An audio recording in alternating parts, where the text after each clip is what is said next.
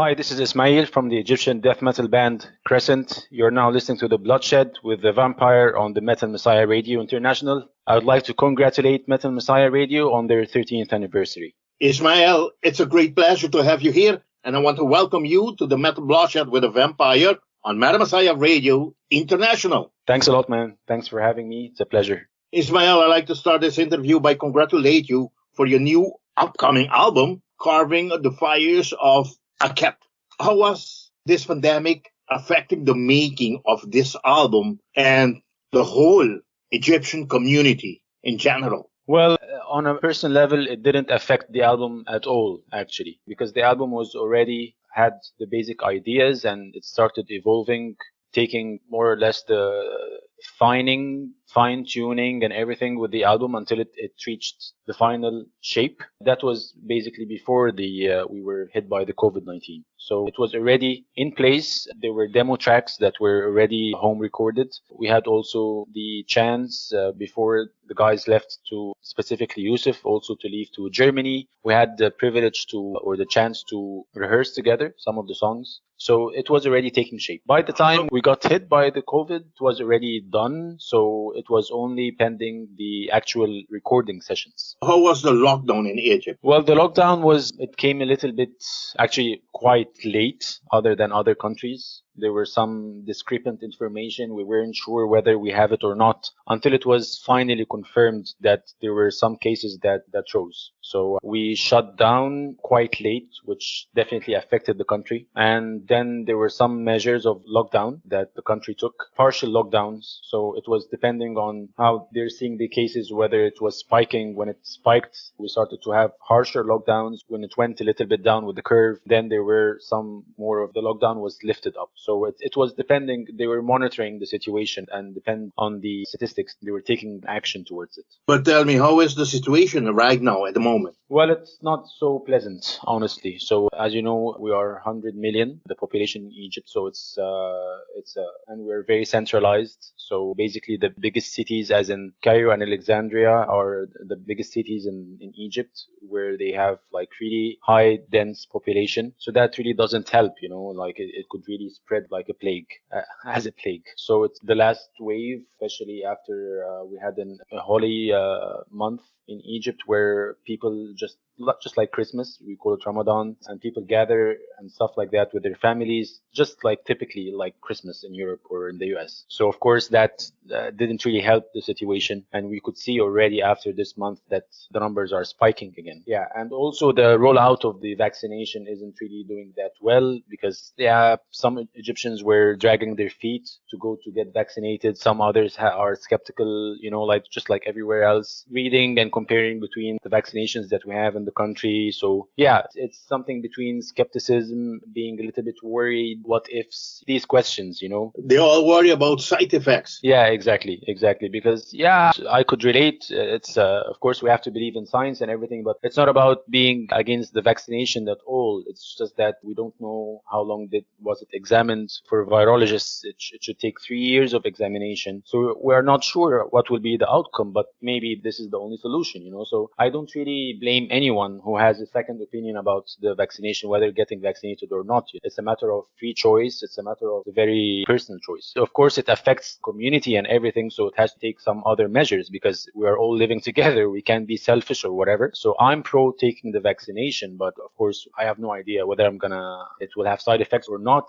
We're gonna discover later on. But when it comes to science, I think everybody's doing a great job trying to figure out something that can save the people and the economy. So this is what we're at the moment. I self have already took both injections. Yeah, pretty good. That's good. But for my health, praying that will be the solution, and hoping that there won't be any sides or after effect. But the other thing is that when I need to travel, end of this year or starting 2022, that's something that they're going to request, that you need to prove that you are vaccinated, at least the 2 shots, that if you can board the plane, especially you as musician or me that goes to festivals, I need to prove that. Absolutely. That's why I'm getting vaccinated. I registered already for myself, and I'm just waiting in the queue. So once my turn comes, I'm getting vaccinated, of course, because otherwise I'll be just confined in Egypt. I won't be able to play any shows. Yeah. And that's for me like, you better kill me than doing that, Don't think you have to kill you, man. Just be cool, get your vaccination, then you're ready to roll, my friend. Let's hope so, man. Cross the finger, 2022 is going to be, oh my God, we can expect a festival. Yeah, exactly. I think it's going to be overwhelming. Let's hope it just materializes and things get back to normal. Yeah. To continue with this interview, Crescent was formed in 1998 by you, Ismaeel, and by Arn with the infatuation by bands like that, Thrower and Dissection. In 1999, the band released its first demo, Dreamland. Back then, the Crescent was purely a black metal band and one of the earliest metal bands in the country or in the region. How come you decided to start playing metal, and have you received a lot of support from your parents when doing so? Yeah, I received lots of support back in the day when I was a kid. I was just a typical young metalhead, like just any other teenager, just seeing posters of Eddie from Iron Maiden and getting like really curious what this poster is about. I need to listen to that cassette at that time. So that was the inception of me starting having this curiosity about heavy metal. And then I started, of course, collecting tapes, etc. My father used to travel to Finland, so I had the privilege back in the day to just get a stack of CDs, like all the CDs back then. Yeah, when the time came for the CDs. Tell me, at no point of time back, we're talking about when you started to play metal or listen to metal, you never felt pushed back by the community or anybody seeing it's the Middle East? Absolutely not. Back in the day, it was absolutely fine, especially in early 90s. But then there was an incident that happened with the country that they thought like metal musicians or metalheads in general are Satanists or devil worshippers. Let's say devil worshippers. That took the whole metal scene in Egypt by storm. It actually killed the whole scene back in the day. It was in 96. But then it was more of a political thing about the country. It wasn't, and the guys were just an scapegoat. Let's not really linger on this topic because it was more of a politicized topic. And unfortunately, my friends back in the day, they were older than me in age, like by 4 or 5 years. And then they were the scapegoat. But then after that, of course, some people were imprisoned. So it wasn't really something pleasant at all. And then afterwards, by a couple of years, it started catching up again and bands started to form again by the new millennium. Of course, the community was a little bit, but it's not specifically about metal. It's not really about that. It's more about when there is a group of people that are having the same kind of attitude, are having the same kind of outfits, long hair, dressed all in black. This was somehow and catches the eye. You was mentioned that it has to do with the government. How about the religious? No, the religion, it's not really about the music as much as about the content of the music. If your content of the music is, I don't want to say positive, but if it has brains to it, if you are discussing something that could add to the society, that can make you grow as a person, that can benefit the society, whatever the topic is, then it's absolutely fine. Of course, metal is very confrontational. Metal is very rebellious by nature,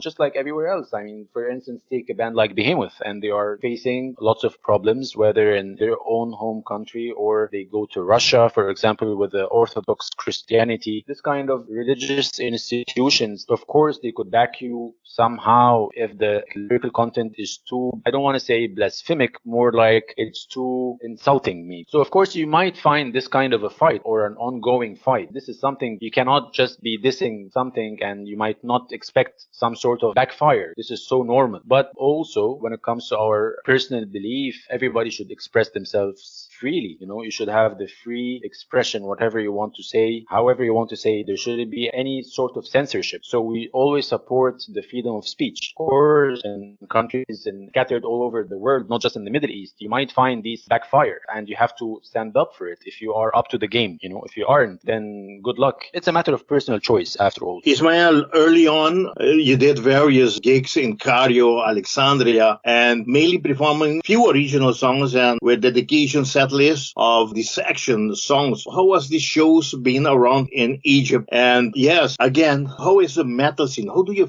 feel, you being around playing gigs everywhere in Egypt, how do you feel is the metal scene in Egypt? Honestly, I wouldn't really call it metal scene right now, because if we're gonna describe a scene, that has to consist of so many elements. It's not just about the band and the fans. So first of all, the bands aren't really getting recognition because we don't have local record labels. We don't have media coverage, whether it's magazines, just maybe one webzine that is active, maybe two, and another guy, his name is Hani. He's also like you. He interviews people on a live show, which is pretty good, but it's so small with a very, very, very tiny scale. So I can't really call it a scene because you don't have this whole coverage, and so you have these bands that are trying their best, that are trying their uttermost, and you have fans that are pretty young in age. That's the majority of them. So they are teenagers, and most of them, they don't really have the culture of supporting those bands, buying merchandise. So the bands really don't have the chance to be able to grow if they want to have it, not of course as their bread and butter, but to have it as just like any other project that tries to grow by time. So unfortunately, I cannot call it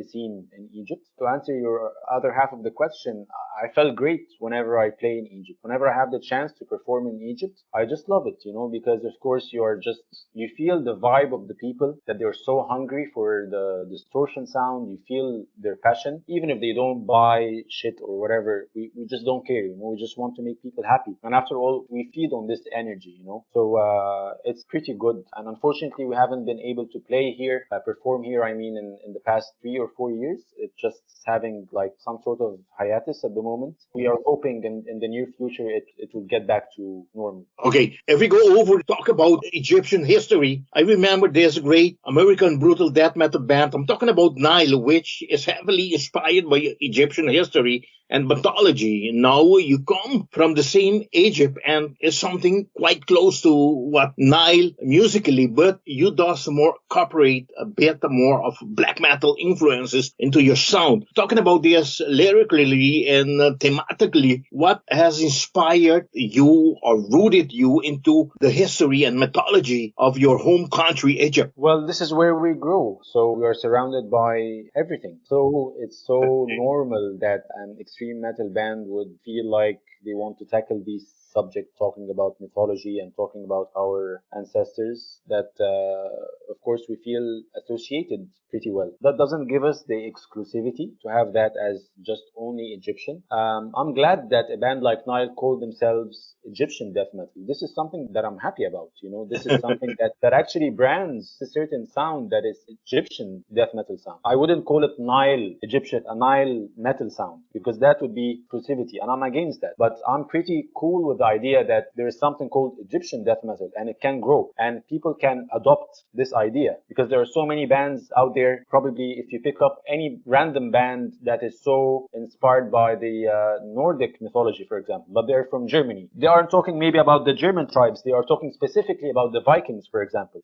So that won't diss the idea, or that won't make them kind of second copy or whatever, as long as they call it what it sounds, and as long as it has an identity. That really, I welcome this idea pretty well. I think it's pretty cool. Yeah, we share, of course, what Nile is having, which is lyrically, I agree with that the lyrics is more or less the Egyptian mythology and the Egyptian history. But I would differ with you about the musical part, because I think we have this mystical sound somehow. We're very dark. Our aura is very dark. It has this, as you mentioned, the black metal influences. And at the same time, I think Nile are extremely technical. We aren't that technical. We are more of an old schoolers, and this is what we like. This is how we like our cake. But of course, as well, when somebody says, that reminds me kind of Nile, that I take this as a compliment. Okay. In 2009, you guys have released the EP, The Retribution, which started shaping up what you wanted, Ismaeel. And in 2014, you guys have released your first full-length album, Pyramid Slaves, and the band debuted, full-length, which was absolutely embraced the black and death metal genre mix with of your Egyptian sound. First of all, what was the needs or desire, should I say, to this change in direction in sound from black metal to black and death metal? Yeah, basically we don't mention this in our biography, but I had a full length album with a strictly black metal debut album actually, and I wiped it off completely in the middle of the process. And the guys were actually very mad at me because I didn't want to sound like another Swedish band. I was searching for my identity at that time. So I just had this total paradigm shift where I just wanted to put emphasis on where we're coming from, where we are originating. And that's why I wiped this album completely. And I started shift my focus on, let's say you could somehow classify it as melodic death metal, but of course like really heavy. So that's where the EP came from. And this was tackling more about also history because I'm infatuated by that, but it was about medieval Egypt at that time. This is where I wanted to shift. I wanted to put the identity of Crescent and to strengthen this identity and through the fundamentals of the new sound. So of course it took me some time to be able to grasp, to grow, and to express myself with the right musical scales to be able to deliver my vision and to what I really want. That afterwards that evolved to become the debut album, a Black and Death album, as you heard. And Black and Death is the combination of both genres is extremely rich. Like I find myself not confined at all with that. This is where my interest is at the moment. 10 years ago and still is. It's very vast. It's huge. And you can just play around whatever you want. You could just do whatever you want, So I like that. I like to have more expression. But to continue to talk about this album, talking about Pyramid Slaves, you guys went on tour covering Germany, Austria, Belgium, Holland, and Czech Republic. Yeah, Crescent is the first metal band from Egypt to tour Europe shortly after you guys have won the Wacken Battle. Yeah, and represented Egypt for the very first time at the Wacken Open Air 2014. I go to Wacken Open Air, but I can't remember that 25-year celebration. At that time, I decided to go to another festival. I missed the guys there. Yeah. And I was there in 2013. I was there 2015 when we had this Wacken Battle from the Caribbean as well for the very first time, and we was there. The whole crew from the Caribbean was there as well. Yeah, so I'm really sorry. You only missed our show. Yeah, too bad. Yes, you guys has also played at great festivals as the Inferno Festival in Norway and Party Song in open air in Germany. Okay, I must say great achievement done touring Europe as the first Egyptian metal band, Ismaeel, and being able to perform on some of world's greatest metal stage. How was the band experience at all these countries you guys visit, and how about the shows and the European fans? In Wacken, I had some sort of a stage fright.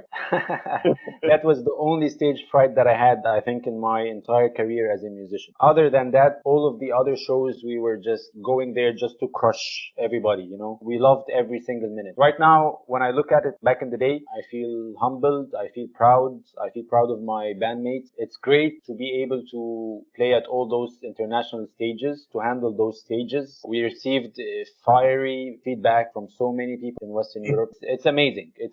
And it's so different, of course, than back in our homeland. It has a different flavor, because with Europe, the old continent, you have people that are very rooted in metal and they are experienced. So it's funny because while I'm performing and when you play a certain riff and then you make this transition to the other riff, you see that people might expect something, and you could see like they're gonna this is the part where it's gonna get crazy fast, maybe, or we're gonna have like a blast beat or whatever, they know right away, not that we don't surprise, we surprise so many people because there are so many out there, unfortunately, that they think that we are some sort of a belly dancing metal band, and they never expected such kind of fury and such kind of intensity and aggression. Okay, if I may interrupt you, 2014, the Wacken Battle was won by who again? There by Wacken Open Air. Who won it again? It was won by, my memory doesn't deceive me, was by a Spanish woman-fronted band, but I can't really call their name, unfortunately. If I'm not wrong, it wasn't the 2013. I think it was 2015 or 16 that South Africa won it. I can't really recall. Yeah, maybe you didn't follow it, but I remember we was there when they called them up front. They won the Wakamano. I think a year after was China. Yeah, there was a band from China that we really became good friends with. Excellent band. They were Black and Death as well. They were called Evocation. Yeah, Okay.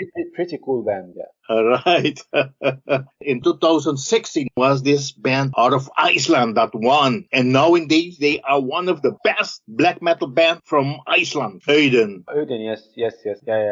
I know that. I know that band, yes. Not on a personal level, but I've heard their music, yes. They're doing pretty well. I think the Icelandic scene is really growing like crazy the past 5 years. They're doing very good, man. Yeah. Okay, to continue this interview, we're still going to be talking about your 2014 album. Yes, talking about this great album once again, Pyramid Slaves. What an awesome debut full-length album with great song, I must say, because remember, I told you I didn't know the band from before, but I went over to check your album out and I listened to them completely. All the albums and one by one and track by track. Ismaeel, I can mention now Gates of the Sun, Crown of Pestilence, Pyramid Slaves, Temple of the Divine Gods, and many more songs on this album. I mean, what a great album. Once again, I want to congratulate you for Yosef Saleh has replaced Mohamed Adel on guitars. Did you know him, Yosef I'm talking about, and have played with him before? Well, thank you first for that you like the album. That's great to know. Yusuf, no, actually we had this change of lineup. So Mohamed Adel actually had to leave Egypt because he's an engineer and he had to travel somewhere else he had another job offer somewhere else outside of Egypt. So we were at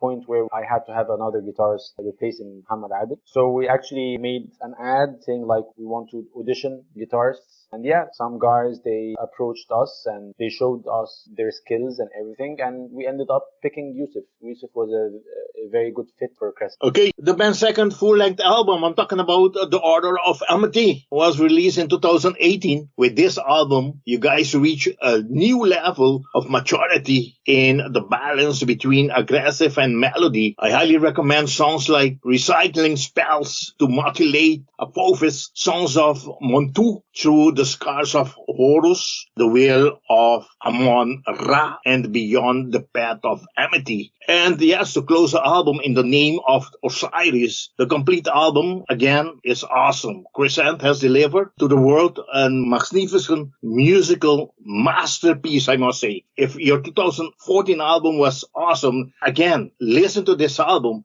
That 4 years have given you guys more ability to create a much better album. What was this tribute to this ancient Egyptian god about, and how was this album received by fans and critics? Well, we had this idea because in Pyramid Slaves it was more of a philosophical approach. Of course, it has parts that was historical, parts were about wars that Egypt had and their kings. But then we wanted to go more religious, more mystical. That's why it sounds more darker than Pyramid Slaves, I would say. And I agree with you, it was a step further where we feel more grounded, more mature about our writing process and our writing in general. And I felt like, it's also a cool idea that I can just pay tribute to all the ancient deities and all the ancient gods of Egypt. I think it's pretty nice idea. So the whole idea of me creating such various albums that is in the vein or in the heart of the mythology and in the heart of history of the Egyptian history is to, when I want people to say, when they hear the word Egypt and metal, then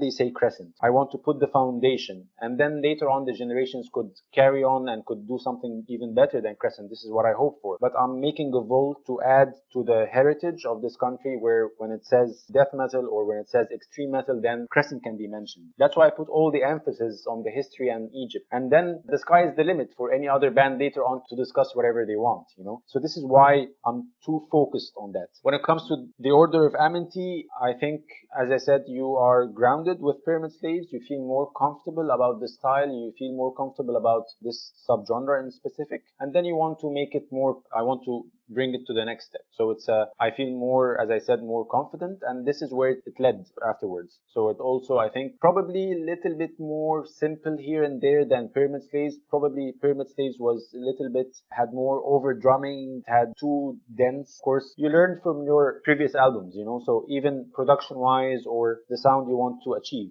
so we always try to challenge ourselves. I want to, from a listener perspective, like you always listen to everything, not from a musician Okay. perspective. And then you just try to, I don't want to say recorrect yourself, but try to make yourself be a better musician, Okay. Do you believe that the new album has to be better than the previous one, or it has to be just as good, but just in another form, another sound, another spice to add it to it? That's a tough question. Yeah.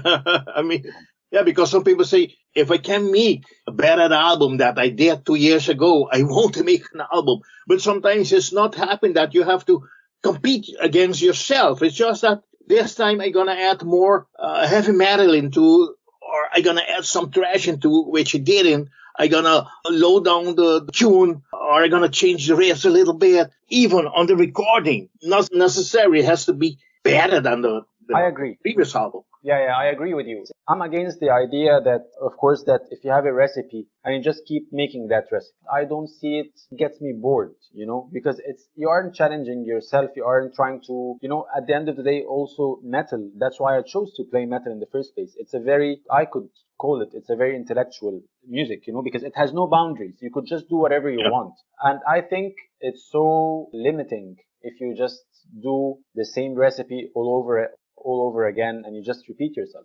You're gonna die so fast unless you were fortunate enough maybe back in the 90s where you have your own sound and you're maintaining that sound for a couple of albums where people are so hungry for that sound. Then this is a different story. But nowadays in 2020 or 21, if you are gonna repeat yourself again, I think people will lose interest pretty fast. And right now, because people aren't, and permit me to say, I get so bored so easily from so many albums right now when I listen to them because I don't see any kind of an effort. It's just like really like fast food. And this is what I really hate right now about the global metal scene. That bands don't really take their time as it used to just put your heart into the music. And this is what we're doing actually. So basically in the past albums and in this coming one specifically, nothing is done arbitrary. Nothing is done by coincidence. Everything is really thought of.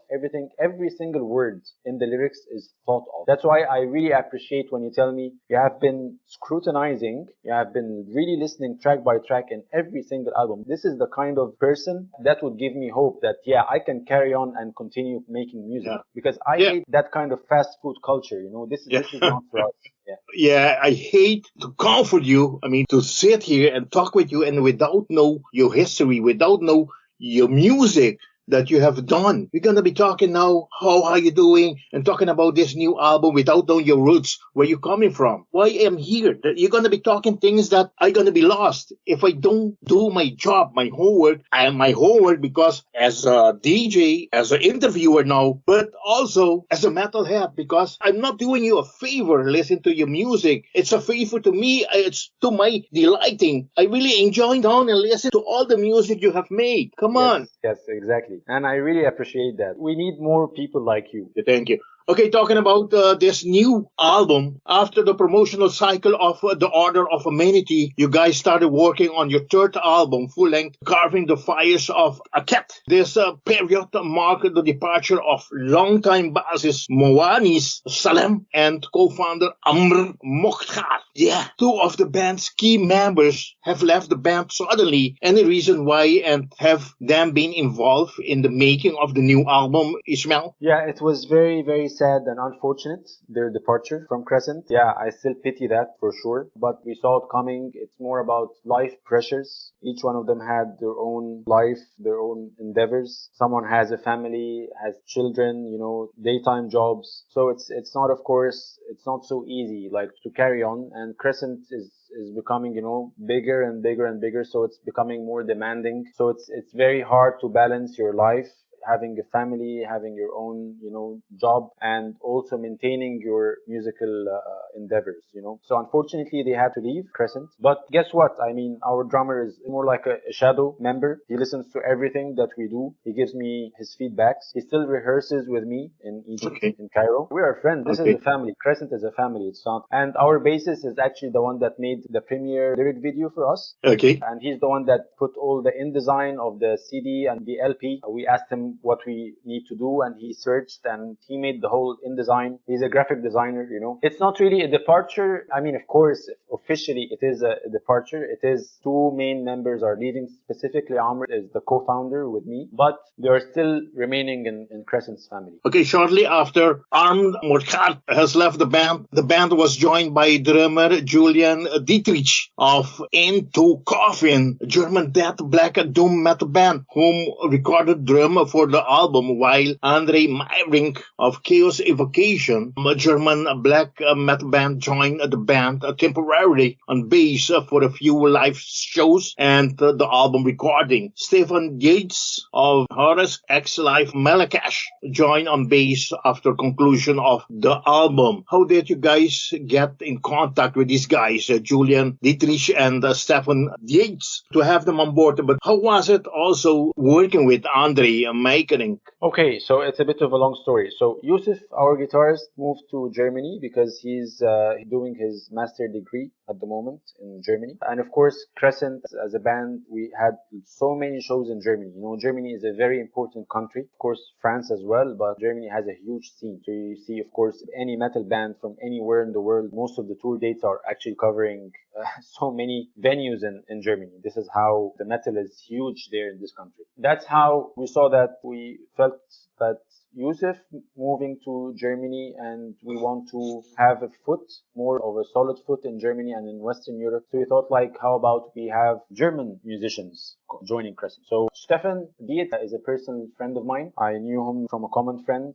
that also lives in Germany. He attended one of our shows, and then we actually clicked because we have a very similar musical backgrounds. His band Horesk is a magnificent band. I suggest that you check them out. Okay. Of course, he has been the live guitarist, session player for Melekesh, of course, as Melekesh is also a known band coming from the Middle East. So Stefan stepped in because Andre, who actually Yusuf got to know also during his time in Germany, Andre was living somehow close from where Yusuf is living at the moment. And we felt like, yeah, Andre could be also a very good fit. And Andre actually joined Crescent for 2 years. He played 2 shows with us, one in the UK, one in Bloodstock, and one in Slovakia, Guthum Fest. And then he recorded the album, but also due to Andre being in Chaos Invocation and in other projects, also a family man, so he couldn't really carry this because it became like a burden, like he doesn't have time to be able to cope with all those bands. So also, unfortunately, Andre didn't have much time to spend in Crescent as much as the other guys, but he actually delivered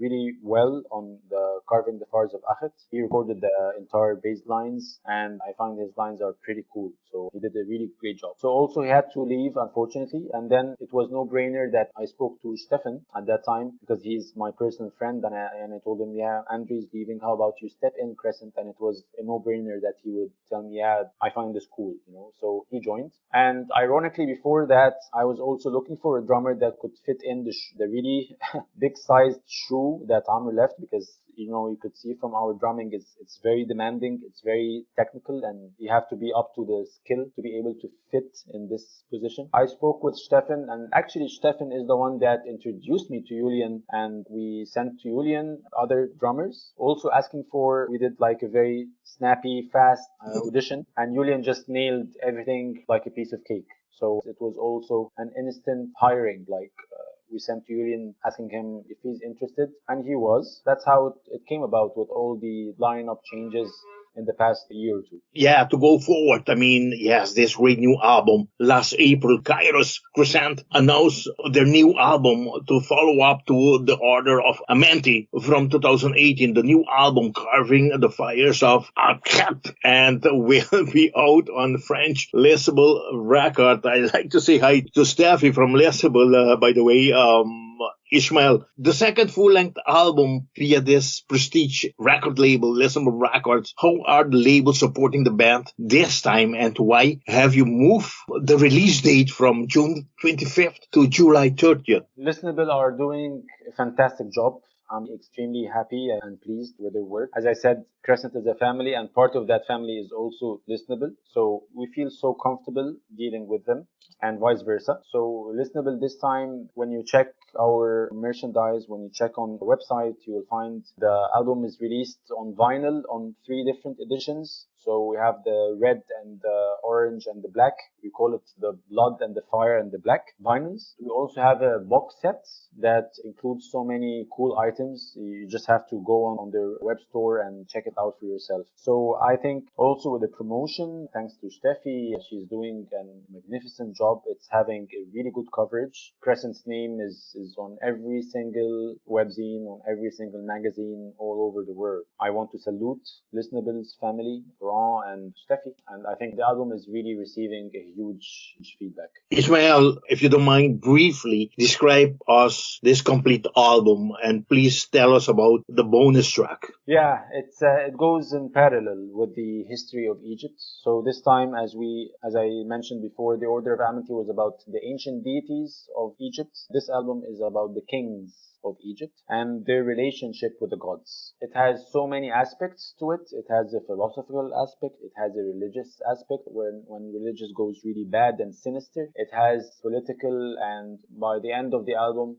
it goes to a very dark place. I'll leave it to the people that are listening, and they will definitely see how the music is describing the lyrics. So yeah, this is regarding the album. Yeah, well, the bonus tracks are consisting of 3 tracks. So the first track is our song that was revamped to its new shape from our demo in 1998, and this has right now the Black and Death file. This actually track is very close to our heart, and we always play it live whenever we travel, whenever we have any shows. That's why it suits really the album, because it goes more into Black and Death or black metal. So that's why we actually picked it up and we put it within the bonus track. And then you have Dissection, and it was of course, again, it was no brainer. After all that time, we were a dedicated Dissection cover band at a certain point of our time, and we felt like we need to pay tribute to all all the bands and musicians that actually shaped our musical influences. So we picked up Kefir, I said, because it also talks about the God set. It was a perfect fit for the entire album, reaching to the end where we perform and cover Bull Thrower for Victory, and this is basically the victory of the album because we feel like victorious. So we felt like, okay, we're just gonna cheer to that victory, and of course paying tribute to Carl Willits and Bull Thrower guys, people that I always looked up to musically. So it was about time that I have to pay this homage. Okay, very quickly to go back on the album, as you know, enshrines that. I believe that's the only track I have heard so far on this new album. Yes, this was the promotional albums you guys have premiered, and why have you decided to use this last track on the album without counting the bonus track to be the promotional song? It has a very strategic choice because it's the last track, as you mentioned, in the album, and it's so different from the rest of the album, and we are teasing people basically because people are so lazy sometimes. They just, as I said, fast food consumerism. So if you give them the last track, then you're gonna entice them to check the rest of the album from the beginning till the end, hopefully. So we're trying some tricks with the people, and of course we love the track as well. I mean, we love the entire album, but because it's a bit different than the rest, so we thought like, yeah, we're just gonna give it some kind of a trick. But listen, since the album was pushed back, are you gonna be giving us another shot, another single premiere before the album gets released? Probably. Come on, let's see. We just like to be we like surprises, so we'll see. Okay. Maybe. I cross the finger here, okay? The band's second full-length album, 2018, The Order of Amenti, was mixed and mastered by Vamakara Studio in France, while Carving the Fires of Akhet was mixed and mastered at Woodshed Studio in Germany by Victor Santura Bullock, member of Triptychon and Dark Fortress. Tell us, how was the recording sessions gone, and why have you decided to move from Vamakara Studio to Woodshed Studio, and how did you experience working with Victor Santura Bullock? Well, I think it's a matter of just a different approach. So we felt like we want to discover something also by having a new album that we can also have some sort of a new aura from a different studio, from a different mastermind on the mixing and the mastering. So we knocked on the doors on Victor, and it was a bit of a challenge because during COVID, maybe this is the only part where COVID was a little bit tricky when it comes to the scheduling with a sound engineer, that you can't be punctual. You can't be able to set a certain date where you can work on something because everything is nothing. You can't really, yeah, it can change in a day. So you can have a lockdown. You might not be able to go and record somewhere. So cut the story short, Victor listened to Crescent. He loved the band. He decided to work with us, which was a great privilege. He's an excellent musician and also a sorceress. I call him the magician for the mixing and the mastering. So we heard his works, and what I like really about Victor is that if you check his biography and the bands that he worked with, you will find that he doesn't really copy his sound on every single band. Every single band have their own sound, and he puts the emphasis and he makes that grow. So we felt like when Victor hears Crescent, he will be able to give us what we really want. Of course, Vamakara Studio did an excellent job on the Order of Amenti. This is, of course, you could hear that. But we felt like we need a change as well. We are just changing our skins. Yeah, so Victor actually, as I said, he's a magician. He pulled this entire album in 6 working days. He worked actually 12 hours a day, and that was an overkill for him. And I was shocked in a good way that he was able to do that because he had a very, very, very tight schedule, and he had another very important band to record to as well after our schedule, and he was able to pull it off in a very, very short notice and on a very tight schedule. I also would like to seize the opportunity and really thank him deeply on that, and he saved our asses. Yeah, and as you can see, the difference right now in sound, of course, it's that the drums are played by Julian. It's a very organic sounding album. We didn't fall into the same pit like the Order of Amenti. I think right now the production, we're extremely happy about it. We are really, really satisfied with the outcome. The drums, I think it sounds, and for my personal taste, it sounds amazing. It's not too punchy. It's not clicky. It's just perfected, I think. As a signature for Crescent sound, we have this huge wall of sound when it comes to the guitars. It sounds very beefy. It sounds very heavy. And this is a signature for us. And so is the vocals, basically. And of course, the bass. So yeah, it was an excellent, excellent experience with Victor Santoro. Can't wait to hear the rest of the songs on the album, man. I mean, come on, stop making us suffer. Thank you, man. I'm here just praying when you guys gonna release this album. I thought it was gonna be the 25th of June. Now I have a whole more months to wait. So, I mean, yeah, to all of you out there, come on. This is gonna be very worthy, the time waiting for this great album. I mean, Ismaeel, this is something that we all as DJs, we all as interviewers and the fans gonna be very, very happy when they have this whole album in their hands and they can really enjoy all the tracks on this great album, man. It is worth waiting, honestly. I think it's the best that we have made in our career, and we really can't wait. We're so impatient. So, really looking forward. Okay, excuse me. I mean, for those all that has released album this year, 2021, I mean, for mine, the Vampire's top 50 best metal album of 2021, Crescent is there. So be ready. Be ready. Crescent gonna be very hard. You guys gonna hit so hard. Thank you so much for the kind words, man. Talking about this album, carving the fires of Akhet represent the great divine that was carved into humanity, history, and future, a value that brought nation to their apex and brought others to their knees. And the cycle goes on. Lyrically, the album touches upon primeval epic history that is full of struggle and blood, and that also reflects drunkenness with divine power and pure evil in its religious and history form and beyond. Finally, the album lays a dark path of philosophical and material decay that the themes will not only be represented by the song, but also by artworks, and that relays the subthemes. It manifests Crescent's growing identity and beyond, and any of its previous works, starting with the new era for the band. Talking about this, Ismaeel, after having worked with Michael Z. Laurent, which I know, also there's great Polish, for the 2018, the Order of Amenti cover artwork, the new album, Carving the Fires of Akhet. The artwork was done by Chaos Dictator, which is a Baroque style recreation of one of the most influential and Asian relics. What can you tell us about this cover artwork and the job done by Chaos Dictator by Stefan Todorovic?